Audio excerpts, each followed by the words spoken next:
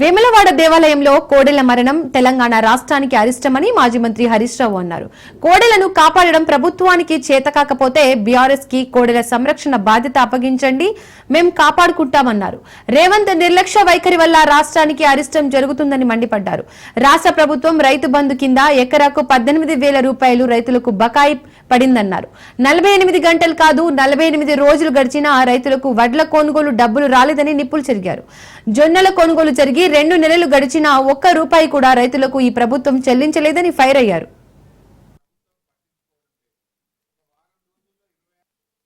రేవంత్ రెడ్డి గారి నిర్లక్ష్య పాలన మూగ జీవాల చావుకొచ్చింది.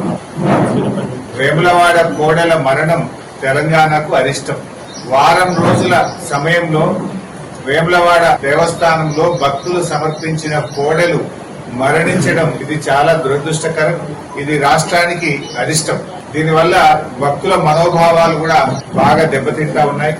రోజు కోడెలు చనిపోతున్నా కూడా ప్రభుత్వంలో కనీసం చలనం లేదు, ప్రభుత్వం పట్టించుకోవడం లేదు. ఒక వారం రోజుల్లో 26 కోడెలు మరణించాయి. మరికొన్ని కోడెలు అనారోగ్యం పాలై చావు బతుకుల్లో కొట్టుమిట్టాడుతా ఉన్నాయి. అయినా ప్రభుత్వం వాటిని రక్షించే ప్రయత్నం కూడా ఈ రోజు చేయడం లేదు. రేవంత్ రెడ్డి గారు ఇప్పటికే దేవుడి మీద ఒట్టు పెట్టి 15 ఆగస్టు కల్లా రుణమాఫీ చేస్తానని చెప్పి మాట తప్పడం వల్ల ఇవాళ తెలంగాణకు శాపంగా మారింది. దేవుడి మీద ఒట్టు పెట్టి మాట తప్పితే అది శాపంగా మారింది. ఇంకొక వైపు వేములవాడ దేవస్థానంలో కోడెలు మరణించడం ఈ రాష్ట్రానికి అరిష్టంగా మారుతా ఉంది. నేను అడుగుతా ఉన్న రేవంత్ రెడ్డి గారిని, ఇంకా కోడలకింత పచ్చిగడ్డేసేంత డబ్బు లేదా ఈ రాష్ట్రంలో? ఇంత కుడిది పెట్టి ఇంత గడ్డేసే సామర్థ్యం లేకుండా పోయిందా? ఎందుకు వేములవాడ దేవాలయం మీద మీరు శీతకన్ను ప్రదర్శిస్తా ఉన్నారు?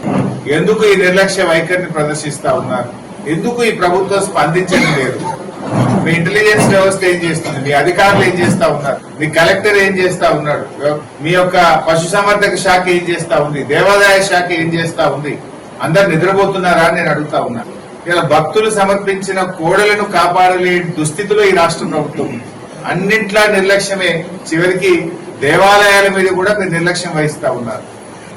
ఇంత గడ్డేసి గుడిది పెట్టే తెలివి లేదా? ఇంకా కోడల్ని కాపాడే సోయి లేదా మీకు? రోజు 5-10 చనిపోతుంటే కూడా ప్రభుత్వం స్పందించదా?